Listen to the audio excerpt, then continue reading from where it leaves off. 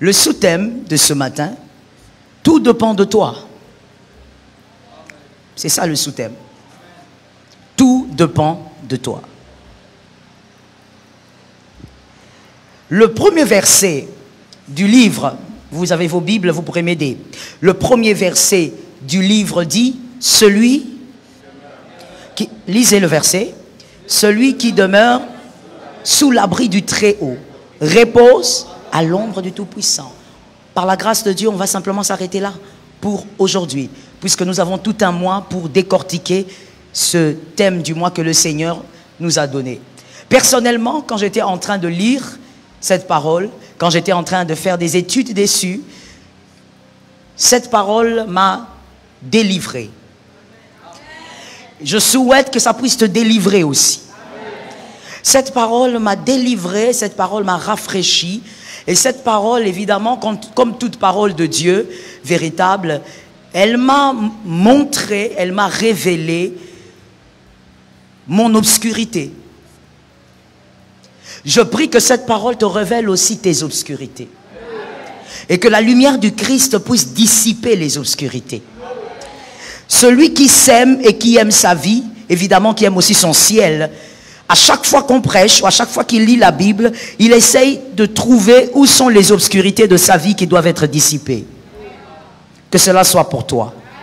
Donc le premier verset dit, celui qui demeure sous l'abri du Très-Haut. Très-Haut, El Shaddai, El Elyon, plutôt. Très-Haut, c'est El Elyon. En hébreu, El Elyon. Retenez ça et écrivez. Celui qui demeure sous l'abri de El Elyon repose à l'ombre de El Shaddai. El Shaddai, c'est le Tout-Puissant. Celui qui demeure à l'abri de El Elyon repose à l'ombre de El Shaddai. Demeurer ici, le mot originel qui a été utilisé, puisque c'est dans les psaumes écrits en hébreu, le mot originel qui a été utilisé est s'asseoir. S'asseoir. On dit en français demeurer. Dans d'autres versions, on dit celui qui se met. C'est assez léger, je pense. Mais le mot originel hébreu veut dire s'asseoir. Que quelqu'un me dise s'asseoir. S'asseoir. S'asseoir est une décision. Vous êtes assis parce que vous avez décidé de vous asseoir. Vous avez décidé que ce matin, vous allez venir à un culte et vous allez à un moment donné vous asseoir pour écouter la parole. S'asseoir est une décision. Que quelqu'un retienne cela. Cette décision vous revient. Voilà pourquoi j'ai dit le sous-thème de ce matin, c'était « Cela dépend ». Cette décision vous revient. Et pourtant, très souvent, il y a des situations, moi j'ai une chaise aussi ici, je vais l'utiliser un peu ce matin, contrairement à d'habitude, où c'est toujours toi qui es assis. S'asseoir, je disais, est une décision. Et je préfère qu'on utilise le mot originel, qui dit s'asseoir. Demeurer, c'est bien, mais je préfère s'asseoir. S'asseoir est une décision. Et on dit celui qui va s'asseoir sous l'abri de El Shaddai. De El Elyon ou El Shaddai? El Elyon. Vous me suivez très bien, c'est bien. Celui qui va s'asseoir sous l'abri de El Elyon, c'est celui-là qui va reposer à l'ombre de El Shaddai. S'asseoir est une décision. S'asseoir à l'ombre de El Elyon est une décision. Je te dis, cette parole m'a personnellement délivré, que ça te délivre aussi. Il est très difficile pour nous, enfants de Dieu, d'apprendre à s'asseoir. S'asseoir, c'est-à-dire on se met, on s'assied et on y reste. Déjà, commençons par une chose. Pour s'asseoir, il faut avoir confiance en la chaise. Il faut avoir confiance en la chaise. Mais il ne faudrait pas avoir de l'assurance. L'assurance, c'est quoi? L'assurance, c'est lorsque vous avez confiance en vous-même. Mais vous êtes assis calmement sur cette chaise, pas à cause de l'assurance, mais à cause de la confiance. Et la confiance, c'est quoi? C'est croire en quelque chose d'autre ou en quelqu'un. fermement. Vous croyez fermement en cette chaise-là. Voilà pourquoi lorsque vous êtes assis, vous me regardez. Vous ne vérifiez même pas si vous allez tomber. Vous êtes assis calmement parce que vous êtes sûr que la chaise ne bougera pas. Au fait, vous avez de l'assurance ou vous avez de la confiance? Si je peux avoir des gens qui répondent rapidement selon l'enseignement que tu captes. Vous avez de la confiance ou vous avez l'assurance? La confiance en quoi? En la chaise. Pendant ce temps où vous et moi nous sommes assis, nous ne pensons pas à nous, nous pensons à la chaise. Nous savons que la chaise est solide, voilà pourquoi nous sommes assis. Vous pouvez même croiser vos pieds à certains moments. Pourquoi vous croiserez vos pieds? Parce que vous avez confiance en la chaise. Entre autres, on ne peut pas donc s'asseoir à l'ombre de El Elyon si on n'a pas confiance en lui. Il faut avoir confiance en lui pour s'asseoir. Parce que s'asseoir demande aussi une certaine foi en celui qui est là. C'est-à-dire El Elyon. S'asseoir à l'ombre de El Elyon. Regardons un peu la parole de Dieu. Essayons de nous promener dans la parole parce que la parole s'explique elle-même. La première fois où le mot El Elyon a été cité dans la parole de Dieu, où est-ce que ça a été? Et ça va beaucoup nous aider. Où est-ce que ça a été? Quel est l'événement qui a permis qu'on puisse citer pour la première fois le mot El Elyon? On regarde dans la parole de Dieu. C'est dans Genèse 14, 18. Genèse 14, 18. Dans Genèse 14, 18, la Bible nous parle de Melchisédek. La Bible dit Melchisédek, roi de Salem, a amené le pain et le vin à Abraham. Vous vous rappelez de l'enseignement? Vous vous rappelez de l'enseignement? Dans le marathon. Il a amené le pain et le vin à Abraham. On avait dit que le pain et le vin signifiaient là. Dites-le fort s'il vous plaît. Merci ma fille. Ça signifie la communion. L'enseignement, il faut la garder. C'est l'enseignement qui transforme l'homme. Melchisédek a amené le pain et le vin à Abraham.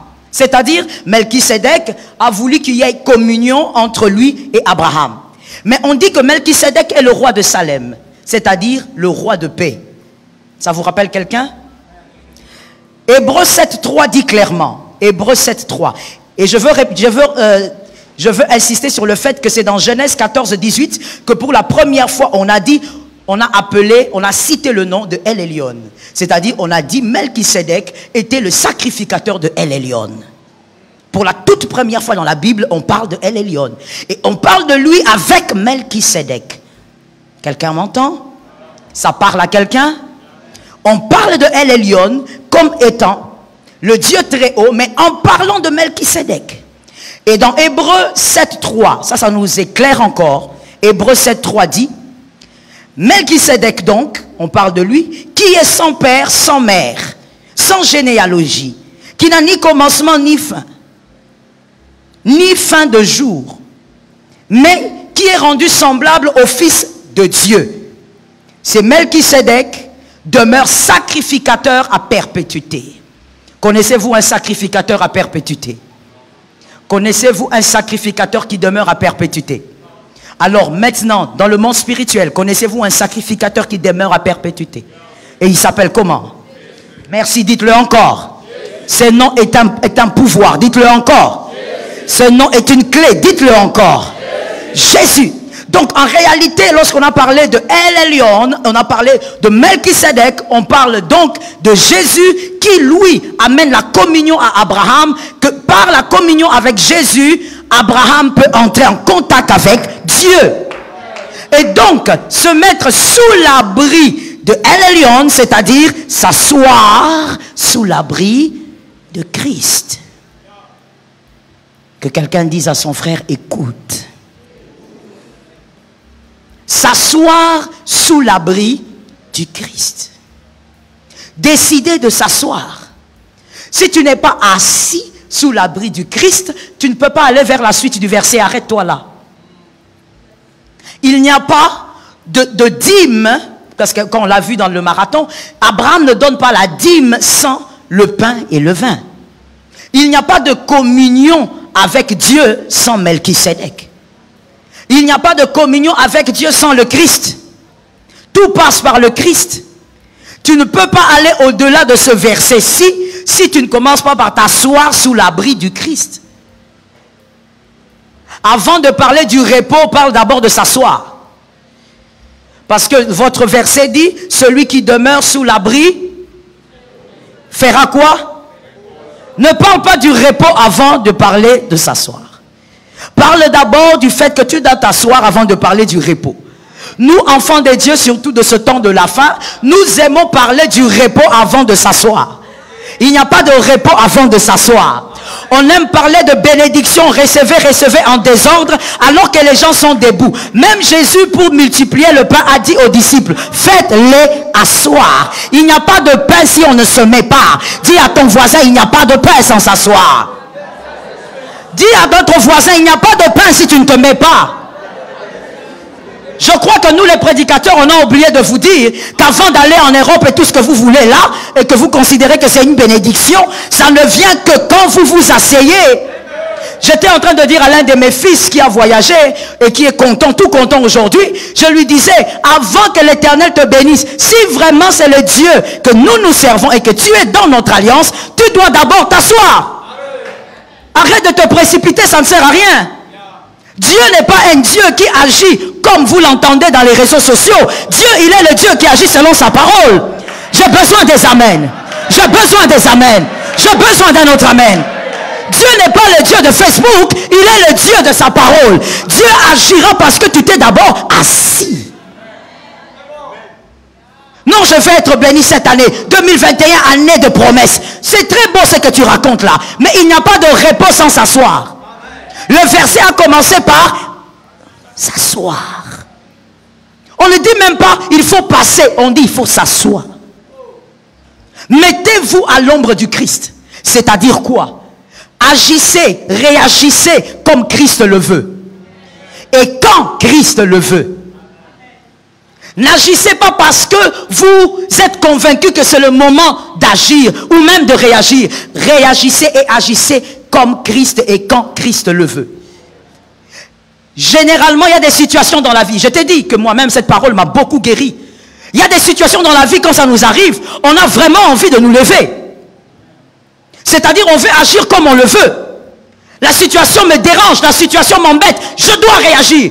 On doit savoir que moi aussi, on ne doit pas marcher sur moi. Je dois réagir pour qu'on sache que moi aussi, j'ai une bouche pour parler. Mais non. Tu es en train de te lever alors que tu n'auras pas le repos si tu te lèves.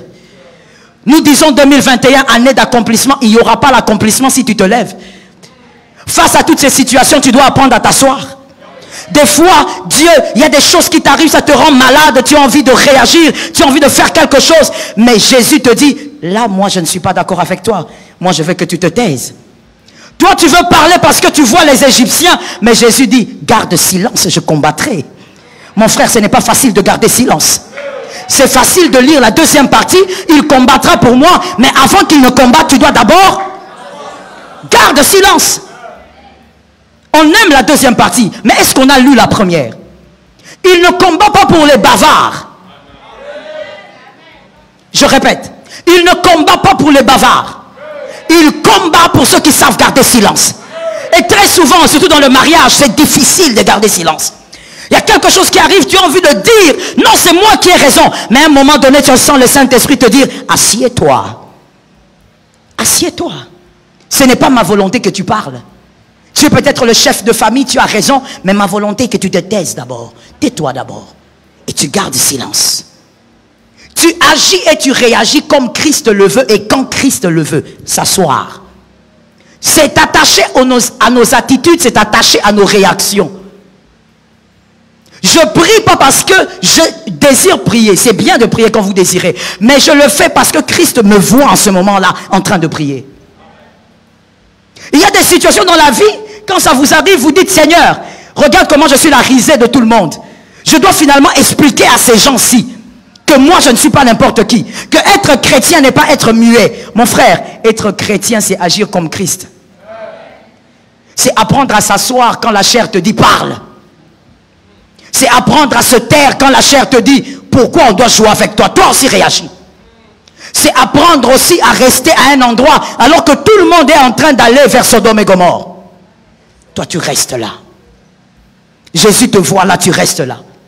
Les gens te disent, mais pourquoi toi tu es toujours là? Monsieur Léonel, avec toutes les grâces que tu as, tu peux aussi faire comme les autres. Qu'est-ce que Jésus a dit? Je reste là. Je n'agis pas parce que je suis intelligent. J'agis parce que Jésus me conduit. J'ai besoin d'un amen. Je ne fais pas les choses seulement par mon intelligence. Je fais d'abord les choses parce que Christ me donne l'ordre. Au fait, avec Christ, selon ce verset, nous ne sommes pas des acteurs. Non. Nous ne sommes pas des acteurs. Nous ne décidons pas quand est-ce que nous devons agir et quand est-ce que nous devons parler. Nous recevons les ordres de Christ parce que nous devons demeurer, parce que nous devons nous asseoir. Tu es à l'AENA, pourquoi? Il faut que tu le saches. Pourquoi? Parce que ça fait des années que tu es là et que tu ne vois pas où aller? Parce que tu te sens bien ici? Ou c'est parce que tu es entré dans cette dimension où tu fais des choses parce que Christ te voit à un endroit? Pourquoi tu veux changer de travail? Parce que Christ veut que tu changes? Ou parce que tu penses qu'il faut que tu vives comme tes amis? Vous savez bien aimé, c'est tellement difficile de s'asseoir que quand j'étais en train d'étudier ce verset, juste ce verset 1, ça m'a fait mal à la tête. C'est difficile de s'asseoir. C'est difficile de ne pas faire les choses par la chair et de faire les choses par Christ. C'est difficile de ne pas réagir quand tu as le moyen de réagir. Je vais vous dire une chose à retenir pour la vie. Lorsqu'on est enfant de Dieu, c'est quand nous sommes écrasés par les hommes que les choses les plus glorieuses et les choses meilleures sortent de nous. Les choses excellentes sortent de nous lorsque les mondes nous considèrent comme faibles. C'est là que les choses excellentes sortent de nous. Je vais l'expliquer selon la nature. Peut-être que tu vas me comprendre mieux. Le meilleur vin, ou prenons seulement le vin. Le vin, pour le faire, on prend le raisin, on le jette sur le sol et on marche dessus. On peut utiliser des broyeurs, mais les vins, la manière dont c'était fait dans les temps antiques, on marchait dessus. On marche avec les pieds là. Il ne sait même pas s'il a lavé ses pieds. Après, on le fait reposer, on le fait vieillir. Mais on doit d'abord marcher dessus. Et après cela, vous apprendrez ou vous entendrez qu'il y a quelqu'un qui a acheté une bouteille de vin à combien? À 4 000 $, à 5 000 $. Et il est tellement fier dans son orgueil. Il dit, ça c'est un vieux vin. Je l'ai acheté à 10 000 $. Mais pour qu'il devienne ce vin, il a été piétiné. C'est ça, être enfant de Dieu. Christ nous demande de nous asseoir avant de nous reposer. Pourquoi? Parce qu'en nous asseyant, nous apprenons à fonctionner comme lui. Nous ne fonctionnons plus selon notre chair. Tu as répondu à cet homme, tu as répondu à cette femme, tu as répondu à cette personne selon ton côté humain ou selon ton côté divin. Tu as réagi une fois ici à l'église face à certains problèmes. C'était ton côté humain qui avait réagi ou c'était ton côté divin? Parce que la Bible dit en réalité en l'homme, c'est l'esprit. Et c'est l'esprit qui est connecté au divin. Voilà donc ce que moi j'ai compris en étudiant ce verset-là. Donc ça veut donc dire que tel que vous êtes là, vous êtes plus divin que humain. Je le reprends pour les élus. Vous êtes plus divin que humain. Parce qu'en réalité en l'homme ce n'est pas la chair mais c'est l'esprit. Si l'esprit est supérieur, donc vous êtes plus divin que humain. Vous devez donc vous apprendre à vous asseoir. Il y a des moments où vous sortez de la prière, vous entrez encore dans des difficultés, des complications. Vous sentez que vous devez agir selon la chair. Dieu vous avait dit, j'agirai. Et en sortant de la retraite, vous dites, ok, comme Dieu a dit, il agira. J'ai un oncle là-bas qui est au Sénat, qui est sénateur. Je vais l'appeler. Vous vous êtes déjà levé. Dieu a dit, mettez-vous.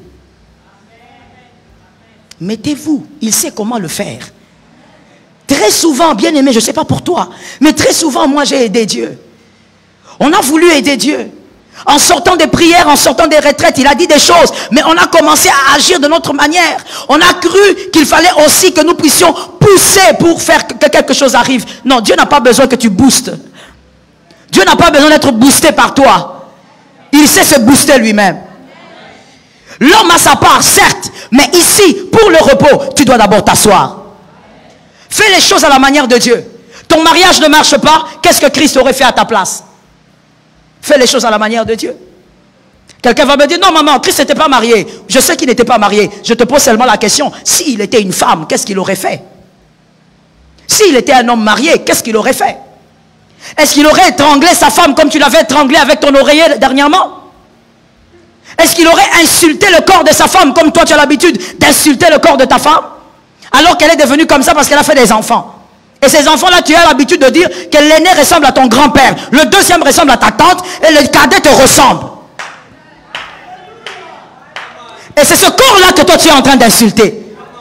Tu vois, tu es déjà debout. Tu es debout, mais quand tu viens aller à Ina le dimanche, tu dis que maman prie pour nous. L'onction de 2021. L'onction de 2021 n'agira pas si tu ne t'assieds pas. Fais les choses comme Jésus, mon frère. C'est difficile, mais c'est possible. Sortons de réactions et des actions humaines, charnelles. Écoute ce que tu vas dire. Mais je suis aussi humain. Non, tu es plus divin qu'humain. Nous avons tous dit ça, vous savez. Je suis aussi humaine. Dieu va me comprendre. Je suis quand même, j'ai un cœur. Oui, tu as un cœur et tu as aussi l'onction. C'est comme j'étais en train d'exhorter mes deux filles. Je leur disais, écoutez, l'amour ne se passe pas que dans le cœur. L'amour se passe d'abord dans la tête. Si ton cœur aime, vérifie si ta tête a trouvé cet amour normal. Un amour que la tête ne trouve pas normal, le cœur doit le rejeter. Je n'ai pas entendu les amens. Et j'ai l'impression qu'il y a des gens qui ne comprennent pas de quoi je parle. Ainsi, bien-aimé, tu es divin et tu es humain. On a l'habitude, quand quelque chose arrive, un problème vous arrive, vous avez un conflit avec quelqu'un, tout de suite, ce que vous voulez, c'est vous défendre. Pourquoi? Parce que la chair n'aime pas être écrasée. Que quelqu'un me dise écrasée. La chair n'aime pas être écrasée. Il y a même des gens ici, je dis bien ici, qui disent, mais pour qui il me prend? Tu es qui? Pour qui il me prend? Est-ce qu'il me connaît? Il connaît les études que j'ai faites. Malheureusement, tu es encore charnel. Et tu es déjà debout. Le repos n'est pas près de toi. On peut prier pour toi. Tu peux entrer en jeûne, en retraite. Tu ne vivras pas le repos à cause de ça. On vit le repos parce qu'on sait s'asseoir. Parce qu'on sait agir comme Jésus. Parce qu'on sait marcher comme Jésus. On décide d'aimer comme Jésus. C'est difficile. C'est très difficile. Mais c'est possible avec le Saint-Esprit. Que l'Éternel te sorte des ténèbres ce matin. Que l'Éternel t'aide à avoir un peu une autre lumière ce matin. Il y a une phrase que moi j'aimais beaucoup. Je disais, non, non, non, non, non. Moi, ce genre de personne, je ne supporte pas. S'il me complique la vie, je le mets à côté. Et un jour, Jésus m'a dit, est-ce que tu sais combien de temps j'ai dû supporter Judas? Je ne dis pas que j'ai lu la Bible. J'ai dit, Jésus m'a dit, tu sais combien de temps j'ai dû supporter Judas? Tu sais combien d'heures j'ai dû supporter Judas? Et dans ma tête, c'était comme un déclic. Je me suis dit, au fait, parce que la vérité, c'est quoi? C'est que tout n'est pas écrit dans la Bible. Oui. Jean dit que si on décrivait tout ce que Jésus avait fait, il n'y a aucun livre qui peut contenir ces récits. Tout n'est pas écrit. Alors je me suis dit, mais Seigneur, c'est vrai que tout ce que tu as vécu avec Judas n'est pas écrit. Il y a des choses certainement que tu as vécues qu'on ne connaît pas. Mais aujourd'hui, nous sommes incapables de supporter des personnes insupportables. Pourquoi? Parce qu'on veut agir comme des humains. Alors que nous sommes aussi divins. Apprendre à s'asseoir et apprendre à réagir comme Jésus. Tu es chrétien, c'est bien, mais va au-delà. Aujourd'hui, je suis en train de te parler à toi. Tu es chrétienne, c'est bien, mais va au-delà. Réagis comme Jésus. Ne te limite pas à me dire que je suis chrétien. On peut être chrétien et crier comme un dragon. Réagis comme Christ. Agis comme Christ. Qu'est-ce que Christ attend de toi aujourd'hui? Tu t'es un jour posé la question. Vous savez comment nous fonctionnons? Voici comment nous fonctionnons. Nous nous levons le matin. Nous nous lavons, en tout cas pour ceux qui sont corrects. Nous nous lavons, nous nous brossons les dents. On prend le petit déjeuner pour ceux qui prennent. Et après on dit, bon, aujourd'hui je dois faire ci, je dois faire ça, je dois sortir, je dois. En fait, nous planifions notre journée comme si tout était à nous et comme si nous étions les gestionnaires de nos vies. Qui aujourd'hui s'est levé le matin en demandant à Jésus, qu'est-ce que tu veux que je fasse pour toi ce matin? Qui s'est réveillé aujourd'hui en disant, qu'est-ce que Dieu attend de moi aujourd'hui? Qu'est-ce qu'il attend de moi? Même dans ce culte, qu'est-ce qu'il attend de moi? Qui?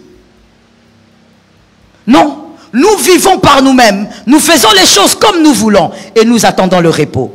Nous disons, Seigneur, le miracle, Seigneur, ceci. Or, il y a certains repos qui réclament de s'asseoir. Si tu ne parles pas, tu n'agis pas comme Christ, il y a certains repos qui ne t'atteindront pas. Et là aussi, j'ai eu comme un déclic, j'ai compris. C'était très clair devant mes yeux. J'ai compris pourquoi certains miracles n'arriveront pas. Je ne veux pas être fataliste, mais il y a certains miracles qui n'arrivent pas à certaines personnes parce que ces personnes sont toujours debout. Toujours. Toujours. J'ai beau prier pour vous, ça ne vous arrivera pas. Certains miracles, tu vas seulement le lire dans les livres d'Osborne, ça ne t'arrivera jamais. Parce que toi, tu es toujours debout. Tu fais les choses comme tu veux. Tu réponds aux gens comme tu veux. Tu décides de ce que tu veux de ta journée. Tu décides de ce que... Oh my God. On décide même de ce qu'on doit donner à Dieu et ce qu'on ne doit pas donner. Donc Seigneur, aujourd'hui, je veux prier pendant 30 minutes et ça suffit. Je suis fatigué, je dois dormir. Et puis Seigneur, tu sais de toutes les manières, j'étais dans les embouteillages. On décide même du temps de prière qu'on doit donner à Dieu. Nous décidons sur tout. Dieu n'a pas de part dans votre vie, au fait. Vous pensez qu'il est quelque part, mais il est nulle part. Et vous êtes debout. Jésus est debout, vous aussi vous êtes debout. Quand Jésus essaye de te chuchoter un peu ce qu'il veut que tu fasses. Non, non, non, non. Ces derniers temps, moi je n'ai pas de temps pour ça. Moi, ces derniers temps ici, je dois me concentrer d'abord. Il y a un dossier là-bas. Tu es toujours debout.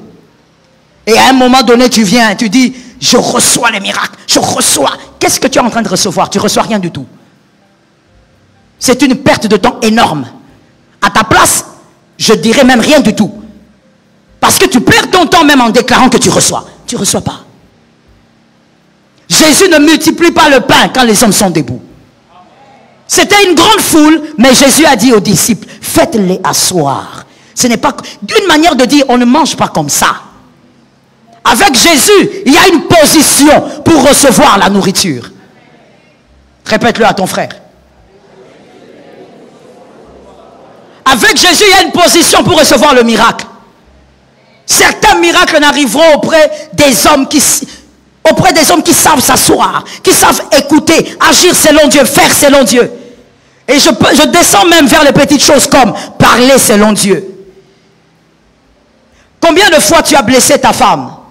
Combien de fois tu as blessé ton mari? Si tu parlais selon Dieu, tu n'allais pas blessé. Si tu parlais selon Christ, tu n'allais pas blessé. Il y a des moments où tu as envie de parler. Moi, plusieurs fois, Jésus m'a fait ça aussi. J'ai envie de parler, Jésus me dit, tais-toi. Et quand il dit tais-toi, tu as envie de dire, ça. Tu as envie de sortir même une phrase. Tu. Là, pourquoi tu dis tu? C'est pour dire tu ne. Ah, il n'y a personne qui est marié ici alors. C'est pour dire tu ne comprends pas. Tu dis tu, Jésus dit tais-toi. Ne tais-toi. Et finalement, tu te tais. Tu te tais, mais tu rougis. Tu gonfles. Et après ça, tu dis, Seigneur, pourquoi tu m'as fait taire là? J'avais raison. Et après, Jésus t'apprend que être grand, c'est se taire quand on a raison. Dis ça à ton frère. Être humain et être petit, ça veut dire que non seulement tu es humain, ça veut dire que tu es tellement limité. Quand tu n'es que humain, tu es charnel. Daddy appelle ça kappa na kappa. Donc tu es petit. Tu es seulement, non seulement tu es charnel, donc tu es tellement limité, mais tu es aussi petit. C'est-à-dire quoi? Tu veux toujours avoir raison. Tu veux toujours qu'on sache que toi tu as raison, que tu es là. Et des fois même tu dis, il faut qu'on sache que je suis là. On ne doit pas jouer avec moi. Si on ne doit pas jouer avec toi, tu n'es pas encore dans le royaume. Je parle du royaume des cieux. Parce que nous sommes sur terre, mais nous sommes déjà dans le royaume. Tu n'es pas encore dans le royaume. Parce que dans le royaume des cieux, dans notre royaume, c'est un royaume où notre maître lui-même a été piétiné. Et la Bible dit, tu n'es pas plus grand que le maître. S'il a été piétiné, on te piétinera. Lui, oh my God, il y a quelque chose que je méditais sur une parole. C'était cette nuit ou avant-hier, je ne sais plus. Mais en tout cas, j'ai médité sur une parole qui m'a... Je crois que c'était cette nuit. Ce n'était même pas cette nuit, je crois que c'était ce matin, vers 3 heures. Ça m'a titillé dans mon âme.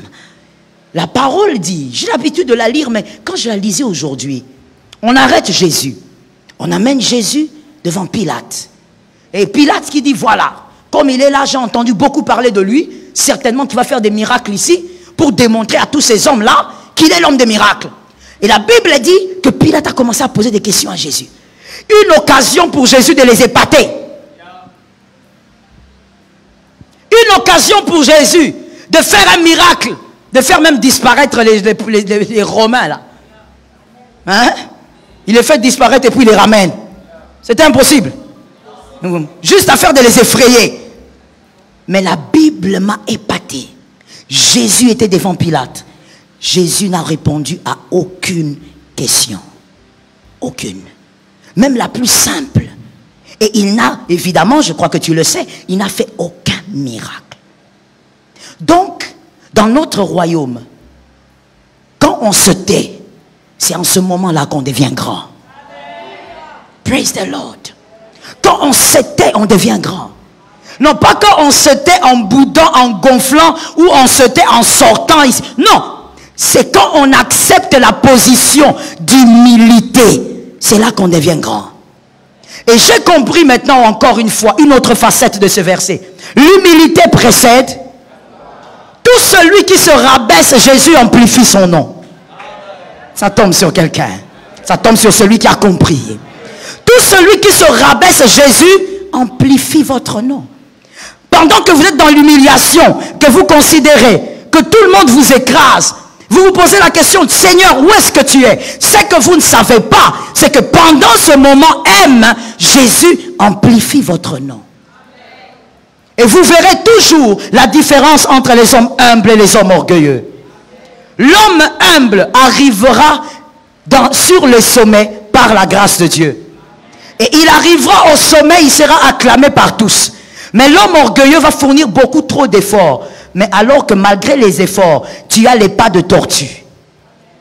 Voilà pourquoi moi je donne toujours un conseil gratuit aux hommes comme aux femmes.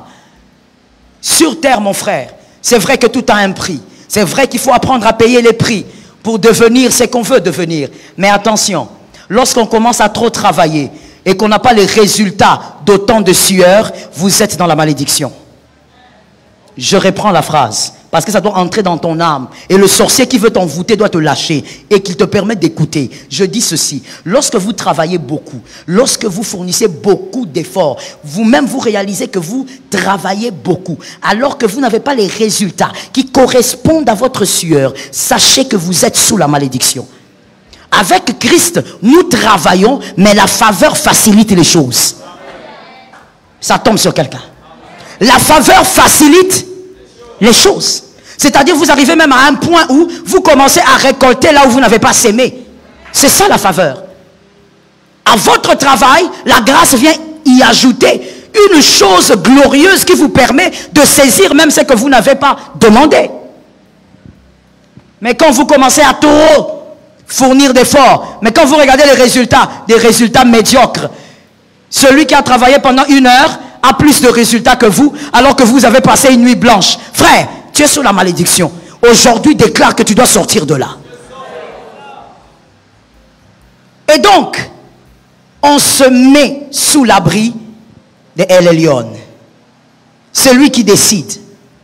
Regardez ce qu'il dit dans Jean 5, 17. Jean 5, 17. Il dit, mais Jésus lui répondit, mon Père agit jusqu'à présent, moi aussi, j'agis. J'ai aimé cette phrase. Parce qu'il a commencé d'abord par dire, mon Père. Il n'a pas dit, moi j'agis. Non, il a dit, mon Père agit. Et il a ajouté, moi aussi. C'est-à-dire, j'agis comme il agit. Mon modèle, c'est mon Père. Ah, j'aime votre manière de comprendre la parole. Mon modèle, c'est mon Père. Je n'agis pas parce que je peux. Je n'agis pas parce que je suis le Fils de Dieu. Mais j'ai un modèle. Je fais les choses par rapport au Père. Si Christ a le modèle comme son Père, quel est ton modèle? Merci, dis-le fort. C'est Jésus. C'est-à-dire donc, mon frère, en réalité, maintenant vous allez comprendre plus facilement si vous voyez les choses sur cet angle. Même par rapport à l'habillement, vous allez comprendre facilement comment vous devez vous habiller et comment vous ne pouvez pas vous habiller. Vous n'allez pas aller jusqu'à croire que la Bible dépend des continents. La Bible ne dépend pas des continents.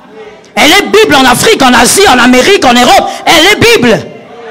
Non, tu es ici au Congo, tu portes des pantalons bien là, mon frère. Tu arrives là-bas à Paris, tu commences à porter des pantalons comme si tu as un problème avec tes mollets. Les pantalons arrivent jusqu'ici en bas. Finalement, où est ton tronc? Ton tronc exactement. Tu connais les troncs bien? Non, les troncs. C'est où? Mais ici à Kinshasa, je ne t'ai jamais vu porter ce genre de pantalons. Mais quand tu arrives à Paris, c'est comme si la Bible a changé de forme. Il n'y a pas une Bible pour les Africains et une Bible pour les Parisiens ou une Bible pour ceux qui sont à Washington. Bible, la parole de Dieu reste la parole de Dieu. Où que vous soyez, la parole reste authentique. Moi, je connais des fils ici. Ici, on te prêche. Tu es fiancé, tu n'embrasses pas. Qui ne connaît pas ça? Pourquoi tu me regardes comme ça? Tu connais ou tu ne connais pas? Alors dis que tu connais. Quand tu es fiancé, tu ne fais pas quoi? Regarde comment les célibataires là n'ont rien dit. Tu es ensorcelé. Et celui qui t'a ensorcelé est déjà mort. Maintenant, qui va t'enlever cette sorcellerie? Quand on est fiancé, on n'embrasse pas. Non, maman, c'était là-bas. Quoi ça? À la prédote là-bas, il fallait maintenant faire un baiser. Quel baiser? Sorcier. Quand tu es fiancé, tu n'embrasses pas. Mais quand tu vas voyager, tu vas, je ne sais pas, à Los Angeles, arriver là-bas, tu crois que tu es devenu je ne sais pas qui. Parce que tu as changé de milieu. D'abord, laisse-moi dire à quelqu'un quelque chose. Ça va peut-être te choquer, mais je vais le dire. Ce sont des petites personnes, des petits esprits qui pensent que quand on change de milieu, il faut aussi changer sa personnalité. La personnalité reste. La personnalité, frère, c'est ce qui fait ce que tu es. Que tu sois, je ne sais pas moi, même à Hollywood, tu restes ce que tu es. Que tu changes de personnalité comme ça veut dire que tu es instable. Même psychologiquement, peut-être même que tu es instable. Tu arrives à Los Angeles là-bas, tu m'envoies des messages. Non, même tu m'envoies même pas de messages. Tu m'envoies une photo, ou un selfie, où tu fais un bisou à ta fiancée. Tu ne fais même pas bisou, vous vous embrassez. Et tu m'envoies les selfies. Tu oses m'envoyer ces selfies. Je maudis ces selfies. Je maudis ces selfies. Je te maudis et je maudis les selfies là. Hein, tu ne vas pas dire amen parce que tu veux m'embrasser. Si tu n'aimes pas embrasser, tu n'auras pas peur de la malédiction. Dieu a dit à Caïn, si tu fais le bien, tu vas relever la tête. Si tu baisses la tête, c'est que tu connais le mal. Je disais, je maudis les selfies là. Qui te permet de venir, tu m'envoies ça aussi. Parce que tu crois que comme tu es arrivé là-bas, tu as oublié toutes les valeurs chrétiennes. Et tes lèvres aussi ont changé de forme. Quand c'est en Afrique, ce sont des lèvres.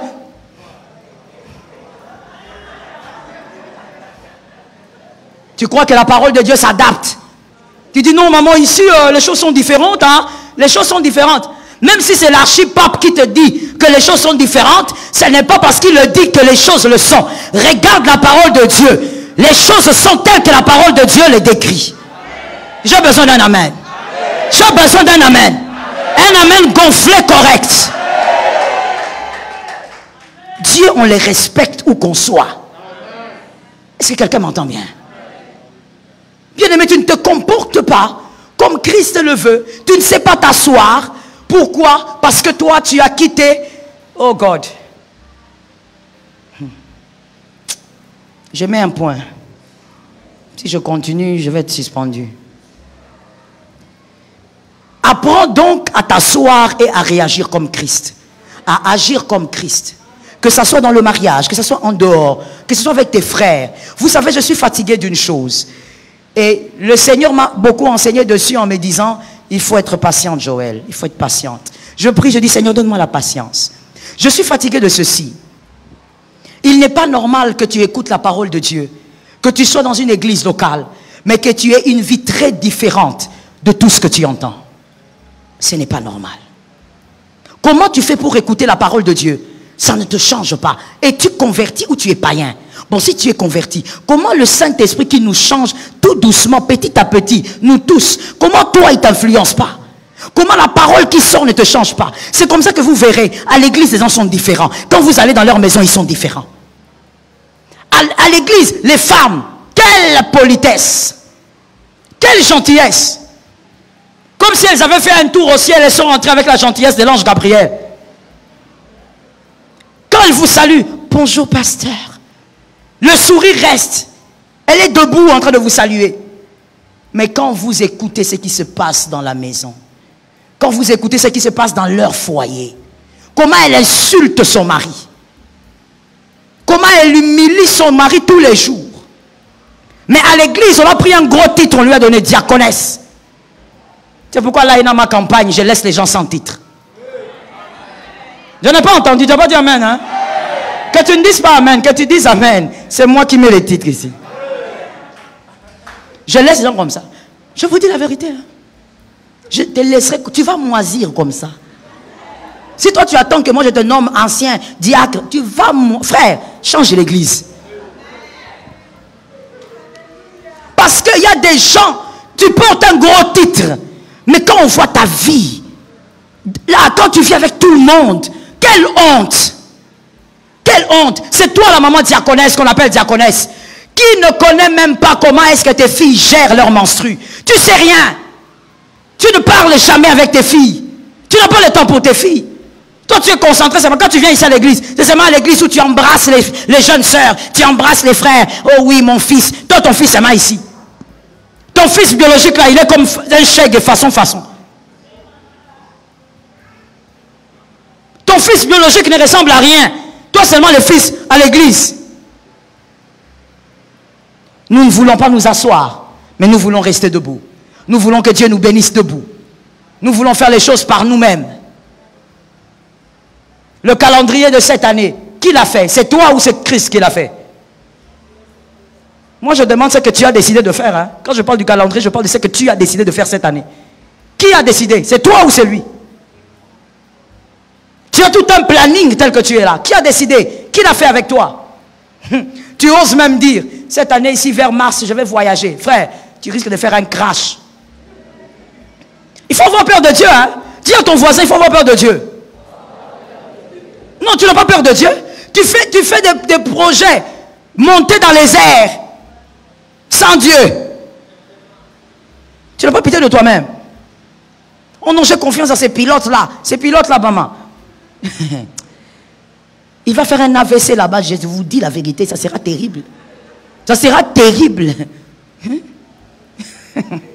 L'homme est petit. L'homme est infiniment petit.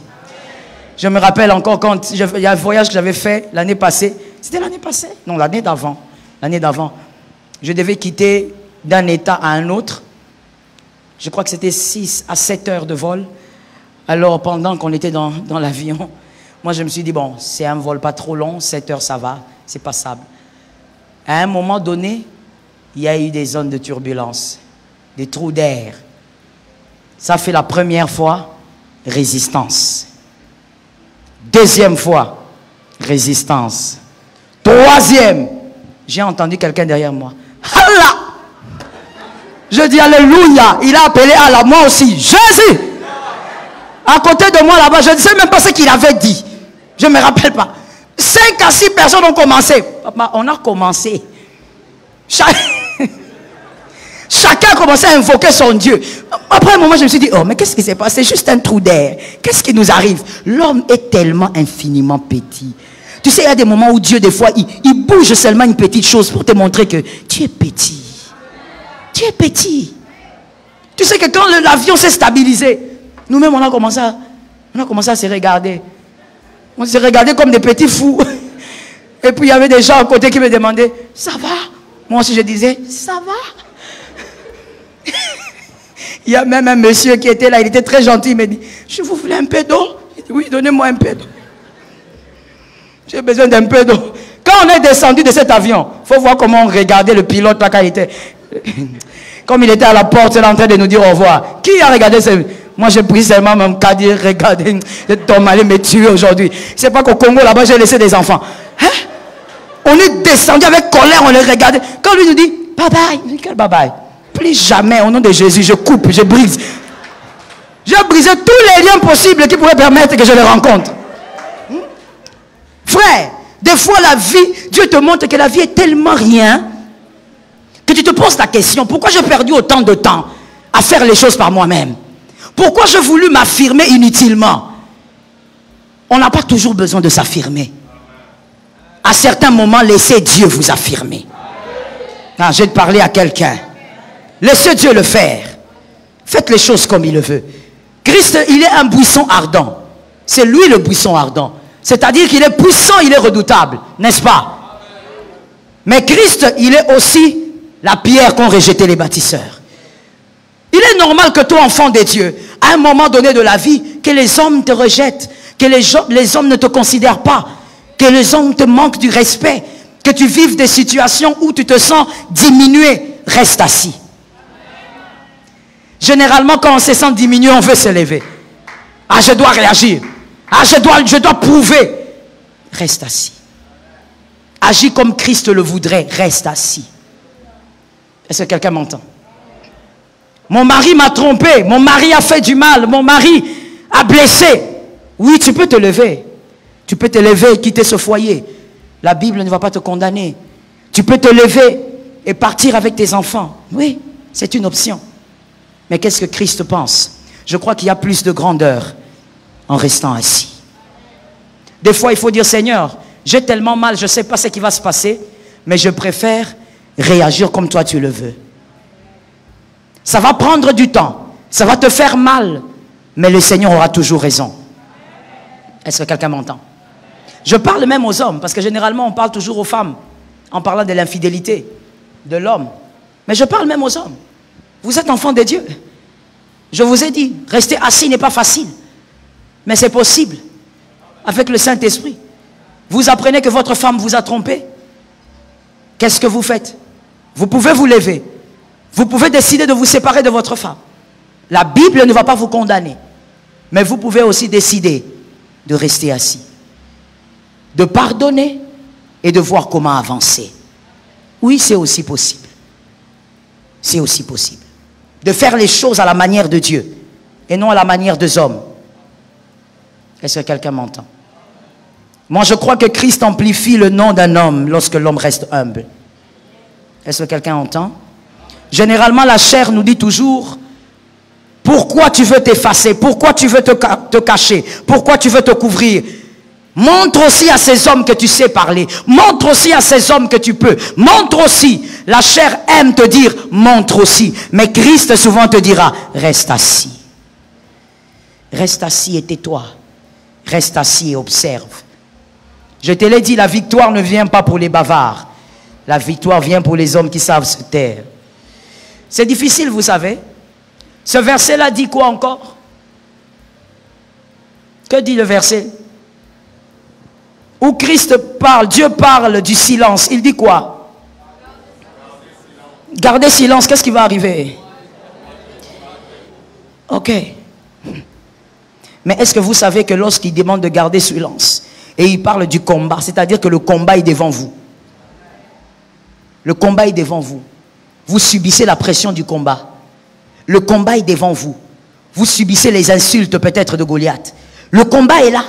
Mais il te dit de garder silence. Et il y a autre chose aussi à comprendre dans ce verset. Si Jésus te dit de garder silence, c'est qu'il y a quelqu'un d'autre qui parle. Oui. C'est-à-dire que tes adversaires parlent. Alors il ne veut pas que tu fasses un échange de paroles. Alors il te dit à toi, qui est son enfant, toi, garde silence. Laisse-les parler. Mon Dieu, je ne sais pas si quelqu'un peut le faire ici. Gardez silence pendant que l'autre parle. Juste tel que nous sommes assis comme ça, tu vois quelqu'un entrer. Cette personne commence à t'insulter. T'insulter, il insulte tes parents, il insulte tout le monde. Il insulte même la maternité où tu es né. Ah, maman, il y a des gens qui insultent, hein. C'est comme si le diable est allé habiter en lui pendant quelques minutes. Ça veut dire c'est comme s'il a le don d'insulte. Et il peut t'insulter selon l'ordre alphabétique. Il commence avec toutes les insultes, il commence avec A. Il descend B, C, jusqu'à Z. Il t'insulte copieusement. Et toi maintenant, Dieu te dit, garde silence. Pendant qu'il t'insulte, les gens te regardent. Et d'autres aussi te disent, oh, mais dis quelque chose finalement. Tu as raison ou tu n'as pas raison. Dieu te dit, garde silence. Difficile, mais possible. Ce qui est sûr, c'est qu'en sortant d'une situation pareille, seul Dieu sait quel type de nom tu auras demain. Oui, je vous assure. Seul Dieu sait. Dieu, vous savez, il est le Dieu qui, face au combat, peut agir et peut tout détruire pour donner la victoire à ses élus. Mais il est aussi le Dieu qui peut dire à Joseph, fuis en Égypte. C'est ça. Des fois, il y a des gens qui disent, être chrétien, c'est pas être crétin. Qu'est-ce que tu appelles être crétin? C'est ça le problème. Il faut déjà que nous puissions, toi et moi, bien définir, être crétin, c'est quoi? Et pour toi, être chrétien, c'est être humble, c'est être capable de se taire quand on a raison. Être crétin, c'est quoi? C'est accepter d'être écrasé. C'est ça pour toi être crétin? Si c'est ça pour toi être crétin, c'est qu'en Christ, nous acceptons d'être crétins. Parce que c'est le passage obligé qui permet d'abord une formation, un aiguisement correct, intrinsèque, et qui permet aussi que nous puissions avoir des grands noms dans l'avenir. Dieu n'est pas seulement le Dieu qui ouvre la mer rouge en deux. Il est aussi le Dieu qui dit à Joseph, fuis en Égypte. Tu crois vraiment que Dieu ne pouvait pas faire un miracle? Il est aussi le Dieu qui peut dire, prenez le bébé, cachez le bébé dans le Nil. Mais tu es Dieu, pourquoi je dois cacher? Pourquoi ne peux-tu pas simplement agir? Il est aussi le Dieu qui te demande de te cacher. Il peut agir, mais il veut aussi que tu apprennes à te cacher. Que le Seigneur nous fasse grâce. Et la deuxième partie maintenant du verset parle de quoi? Allez-y. Repose où? Mais pourquoi les femmes, quand vous parlez à basse voix? Parlez fort, non? Repose à l'ombre du Tout-Puissant, à l'ombre d'El Shaddai. El Shaddai, le Tout-Puissant. Repose à l'ombre du Tout-Puissant. J'ai aussi aimé ce que j'ai découvert. J'ai fait la même chose. La première fois qu'on a cité le nom d'El Shaddai, donc le Tout-Puissant, c'était dans les Pentateuques, évidemment. Dans les Pentateuques, plus précisément dans le livre de Genèse. Dans le livre de Genèse 17, 1. C'est là où pour la toute première fois on parle d'El Shaddai. Au verset 5 exactement. Genèse 17, verset 5. On parle d'El Shaddai. Le Tout-Puissant. Mais il s'agissait de quoi? Il s'agissait d'Abraham. Dieu est venu dire à Abraham, tu ne t'appelleras plus Abraham, tu t'appelleras Abraham. C'est-à-dire, tu t'appelleras le père de la multitude. Que quelqu'un me dise une multitude. Et quand Dieu se fait appeler El Shaddai, Abraham, quand il reçoit la promesse, il a 99 ans. Il a 99 ans. Donc, le Dieu tout-puissant qui sait reposer les hommes, il est le Dieu d'abord qui accepte les hommes qui ont été capables de s'asseoir. Ok? Et donc, il devient maintenant tout-puissant. Il entre dans la dimension où il est tout-puissant. Et là, il se manifeste dans la Bible d'Abraham parce qu'il avait déjà 99 ans, il n'avait pas d'enfant. Et il lui dit, je suis El Shaddai. Je suis le Dieu tout-puissant. Je suis le Dieu de la ménopause. Oh, j'acclame moi-même le Seigneur. Je suis le Dieu de la ménopause. Je suis le Dieu des choses impossibles. Je suis le Dieu des choses difficiles. Non, difficile c'est encore pour les humains. Les choses impossibles. Je suis le Dieu des choses qui changent, oh my God, et qui amènent des célébrations là où les célébrations ne pouvaient pas arriver. Il est El Shaddai, j'ai aimé ça. Il n'est pas El Shaddai avant, mais il est El Shaddai dans la ménopause d'Abraham. Il se manifeste comme El Shaddai. Il lui dit, même dans ta ménopause, là, tu es le père de multitudes. Seigneur, je n'ai pas encore un enfant. Toi, tu me parles de plusieurs. Oui, je suis le Dieu qui donne plusieurs dans la ménopause. Ça tombe sur quelqu'un au nom de Jésus. Ça tombe sur les élus au nom de Jésus. Il est le Dieu qui accorde plusieurs alors qu'un n'a pas commencé. Alors que tu n'as pas encore commencé avec le chiffre 1, il te promet déjà le chiffre 1000. Le Dieu d'Israël, El Shaddai, il dit, dans ta ménopause, dans ta situation chaotique, tu ne peux plus regarder Sarah, mais moi je te donnerai plusieurs. Il est le Dieu de ton repos quand tu as su t'asseoir. Ah, fils de Dieu, enfant de Dieu, sortez un peu de ces enseignements diaboliques. Tu ne peux pas recevoir le repos si tu n'as pas su t'asseoir. Ne pense pas que quand tu viens à l'église, on te bombarde avec les je reçois. C'est que tu as vécu quelque chose. Tu ne vas rien vivre si tu ne t'assieds pas. Il est le Dieu des miracles pour les hommes qui savent s'asseoir. Et il est le Dieu des grands miracles. Voilà pourquoi je te disais au début, j'ai compris en étudiant ceci, pourquoi certaines personnes ne vivront jamais certains miracles. Malgré leur amour pour Dieu, ils sont incapables de réagir comme Dieu. Ils sont incapables de parler comme Dieu. D'agir quand Dieu attend qu'ils agissent. De se taire quand Dieu attend qu'ils se taisent. Ces personnes ne pourront pas vivre des grands miracles. Ces genres de miracles, dans la dimension de El Shaddai, ce sont des miracles pour les hommes qui ont appris à s'asseoir. La chair te dit, c'est fini, c'est trop. On a trop blagué avec toi. Mais Christ te dit, attends. Et tu attends. Et là, tu entres dans la dimension du repos. Tu es dans le repos, pourquoi? Parce que ce qui te tourmente a déjà une solution. Pas auprès de toi, mais auprès de Dieu. Que quelqu'un dise à son âme, la solution est donc garantie. Je ne t'ai pas entendu. Que quelqu'un dise à son âme, la solution est donc garantie. Ok. On va faire ceci et tu vas regarder, tu vas essayer de comprendre. J'ai ce mouchoir que je dépose sur cette chaise. Et à un moment donné, j'ai besoin d'un mouchoir. Mais la chaise est juste derrière moi. Il me suffit de faire quoi pour avoir le mouchoir? De me retourner. Mon problème, mon besoin, la solution est déjà... La solution est garantie. Je peux être là en train de pleurer, mais pourquoi je n'ai pas de mouchoir? J'ai chaud, tout ça. Mais la solution est déjà garantie. Elle est là. Il n'y a même personne qui se bat avec moi pour l'avoir. Et c'est comme ça que ça se passe quand Dieu devient le Dieu tout-puissant dans ta vie. C'est-à-dire, même si tu n'as pas la chose entre tes mains, la chose est déjà garantie. Lorsque Dieu vient dans la vie d'Abraham, il est en train de lui dire, tu n'as pas encore un enfant, mais tu as déjà 1000. Et même au-delà de 1000. Si tu veux voir les dieux des choses impossibles, ne viens pas ici pour que je t'impose les mains. N'entre pas en retraite en prière. Vous savez, c'est vraiment sans méchanceté que je veux casser quelque chose. Ce n'est pas en allant crier à la montagne. Dieu donne-moi l'onction. Que Dieu va te donner l'onction des paralytiques qui s'élèvent et autres que tu recherches. Pour vivre ces choses, assieds-toi. Aime Dieu comme il veut que tu l'aimes. Agis comme Dieu. Fonctionne comme Dieu. Les miracles vont t'accompagner.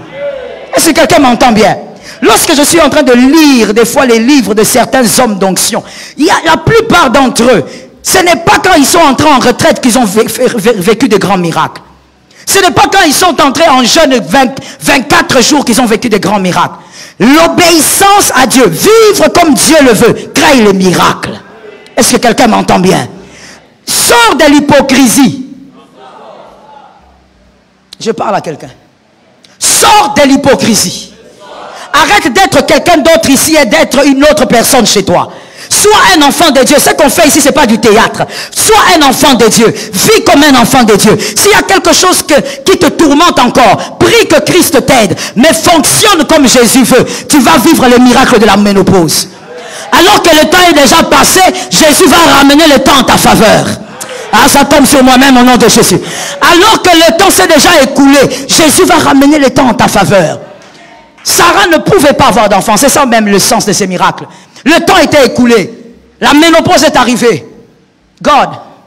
Plus de menstrues. Le temps est passé. Elle a même oublié ces choses-là. Mais Dieu a ramené le temps. La chose qui ne pouvait pas porter Sarah. Je parle bien de porter Sarah. Je ne parle pas de Sarah qui porte l'enfant. La chose qui ne pouvait pas porter Sarah a été capable de porter Sarah. Dans le temps de Sarah, elle ne pouvait pas vivre ce miracle. Mais Dieu a ramené le temps. Sarah a eu les entrailles d'une jeune femme. Sarah a porté son enfant. Elle a eu tous les malaises et caprices d'une femme enceinte. Et elle a fait son enfant. Elle a eu son enfant sans complications, sans césarienne. J'en profite pour déclarer au nom de Jésus. Si tu veux encore avoir d'enfants, fais des enfants sans césarienne, sans complications. C'est bien, il faut recevoir ça pour ta femme. Il y a des hommes qui pensent qu'ils ne peuvent pas recevoir ça. Il faut prendre ça pour ta femme. Le monde spirituel, c'est les deux. Sarah a mis au monde. À quel âge? Oh my God. Merci. 90 ans. Elle a quelle forme une femme pareille? Quel type de rides cette femme a? Mais elle a porté cette grossesse jusqu'à terme. La Bible ne dit pas qu'elle a eu des... Non, pas des complications. Elle était là à accoucher normalement. Elle a eu son enfant. Le miracle de la ménopause arrive pour des hommes qui apprennent à fonctionner comme Dieu. Dis à ton voisin, il n'est plus le temps d'être hypocrite. Ce n'est plus le temps, mon frère. Ma soeur, c'est déjà passé. 2021, tu aimerais que je te dise année de ceci ou de cela? Je dis année de sincérité avec Dieu. C'est comme ça que j'ai titré le thème d'aujourd'hui. Ça dépend de toi. Vivre le miracle de la ménopause dépend de toi. Vivre des prodiges avec Dieu dépend de toi. Jésus apparaît encore aux hommes. Jésus apparaît encore aux hommes. Celui qui croit, il reçoit ça. Et Dieu l'introduit aussi dans un système où ça sera possible. Jésus apparaît encore dans la chambre des gens. Toi, ta chambre, c'est seulement la chambre des maris de nuit. Ta chambre, c'est seulement des femmes de nuit. Tu dors là, c'est là que toi, tu vois dans tes rêves l'actrice là, en train de te tripoter. Toi, ta chambre, c'est seulement la chambre des maris de nuit et des femmes de nuit. C'est que tu ne sais pas qu'il y a des chambres, pendant que toi, tu reçois des maris de nuit, des chambres qui reçoivent Jésus de Nazareth. Jésus apparaît dans les chambres. Jésus vient révéler les destinées des gens. Hey God, hein? Pendant que tes enfants sont en train de pleurer, maman, cauchemar, il y a des enfants qui prophétisent.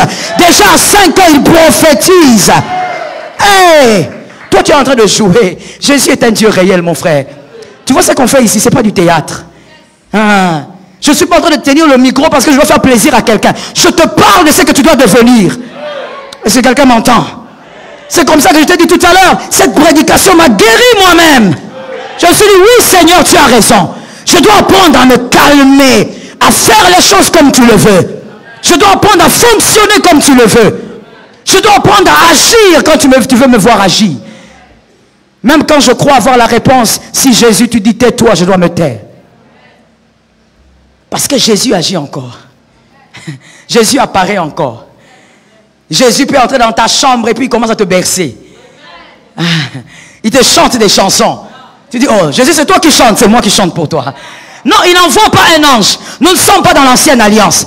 Nous ne sommes pas dans l'alliance des miettes. Nous sommes dans l'alliance des pains. C'est Jésus qui vient lui-même. C'est lui qui est mon sauveur. Ce n'est pas l'ange Gabriel. Ce n'est pas l'ange Michel. C'est Jésus qui est mon sauveur. C'est lui qui entre dans ma chambre. Lord Jesus. Il entre dans la chambre et il te dit, attention, regarde là où tu mets les pieds. Quand tu regardes comme ça, tu vois un serpent. Et tu tues le serpent. Jésus apparaît encore. Est-ce que quelqu'un entend bien? Tu dors comme ça, tu sens quelqu'un te tapoter. Tu te lèves, tu regardes, tu crois que c'est ton mari ou ta femme. Tu dis chérie, il dort. Chérie, il dort. Mais qui m'a tapoté? L'homme de Galilée. Ce n'est pas le sorcier du quartier. Ce n'est pas le sorcier, oh my God. Je parle aux élus. Ce n'est pas le sorcier de famille. Il ne met pas de place dans mon espace. Mais Jésus de Nazareth. Parce que tu as appris à t'asseoir. Jésus aime celui qu'il aime. C'est un Dieu très émotionnel. Il aime celui qu'il aime. Jésus rapproche celui qu'il aime. Plus tu l'aimes, plus il te rapproche. Et tu commences à vivre le surnaturel. Est-ce que quelqu'un m'entend bien? Tu commences à vivre le mystère des dieux. Un jour, je ne sais pas ce qui s'est passé. Moi, je faisais quelque chose. Je ne sais même plus quoi. Et puis, à un moment donné, j'ai vu seulement l'une de mes filles spirituelles qui était à la maison. Je l'ai vu seulement en train de partir dans une pièce là-bas avec des yeux un peu rouges. Je dis, mais qu'est-ce qu'elle a? Ah, pourquoi elle a les yeux rouges? Parce qu'il faut faire attention hein, avec les filles. Quand elles ont des yeux rouges, il faut un peu les surveiller. Il faut l'appeler, viens ici. Alors j'ai laissé d'abord, j'ai dit, mais qu'est-ce qu'elle a? Après un moment, on me dira qu'il y avait un service prophétique qui s'est passé au garage, dans mon garage. J'ai dit, ah bon, celui-ci est passé au détecteur des mensonges, ou comme vous voulez. Il a été criblé sérieusement, prophétiquement, par un enfant. Elle avait quel âge? Elle avait à l'époque 8 ans. Sérieusement, avec les détails et les paroles de connaissance sur sa mère. Les yeux ont rougi. Quand je suis descendu comme ça, on m'a dit, maman, les services prophétiques viennent de se faire ici. J'ai dit, ok, moi-même, offrande du prophète. Que chacun donne un à un ici. Ta maison peut être une maison de l'atmosphère. Une atmosphère où les prophètes sont en train de bouillonner. Une atmosphère où les prophètes sont en train de manifester la toute puissance de Dieu. Ta maison peut être un lieu où tes enfants, au lieu qu'ils dansent des danses bizarres, comme je vois certains enfants, tes enfants sont des enfants prophétiques. Quand ils ouvrent la bouche, ils prophétisent. Est-ce que quelqu'un m'entend bien? Mon frère, à moins que vraiment les mal entrent, je ne sais où. Mais quand un enfant commence déjà dans un encadrement, comme la Bible dit, dans un encadrement du Seigneur, quand il va grandir, les maris, les femmes de nuit vont venir d'où? Les maris, les femmes de nuit vont entrer par où? Tu dois toi-même d'abord comprendre que c'est la vie que tu as choisi de vivre avec Christ. De sortir de l'hypocrisie. L'église n'est pas un cadre où nous devons être des tombeaux blanchis. C'est-à-dire quand tu me vois, bonjour, tu vois ton frère, Boni, avec un grand sourire. Il ne s'agit pas du sourire, il s'agit de ta vie. Ta vie doit changer. Tu dois vivre comme Jésus. Je ne parle pas d'une vie qui change matériellement. Je parle d'une vie qui change pour être comme Jésus. Être comme Jésus, certains pensent que c'est dépassé. Ce n'est pas dépassé. Dis à un voisin, ce n'est pas dépassé. Tu as parlé en retard, donc toi-même tu n'y crois même pas. Moi-même je veux le dire. Être comme Jésus n'est pas dépassé. Être comme Jésus n'est pas une prédication dépassée. Être comme Jésus, c'est le socle même de la vie chrétienne. Sois comme Jésus, tu vas vivre des miracles. Sinon tu risques d'être comme certains qui fabriquent les miracles. Ça m'a beaucoup étonné. Comment tu peux fabriquer un miracle? Comment tu peux payer quelqu'un pour dire, viens jouer au paralytique ici? Où est le Dieu des miracles? Tout ça, c'est parce que les hommes veulent rester charnels, mais veulent voir le pouvoir de Jésus. Tu veux voir le pouvoir de Jésus? Quitte la dimension d'un homme charnel. Deviens un homme spirituel. Parce qu'en réalité, en toi, c'est l'esprit. Oh mon Dieu. Que Jésus nous fasse grâce. Le miracle de la ménopause. Que ça tombe sur nous, que ça tombe sur nous tous. Que nous entrons dans cette dimension où les choses ne nous résistent plus. Et Dieu dit, tu seras dans le repos. Tu es combattu, mais tu es dans le repos. Oh Seigneur, je soupire après ça. Tu es combattu, mais toi tu es dans le repos.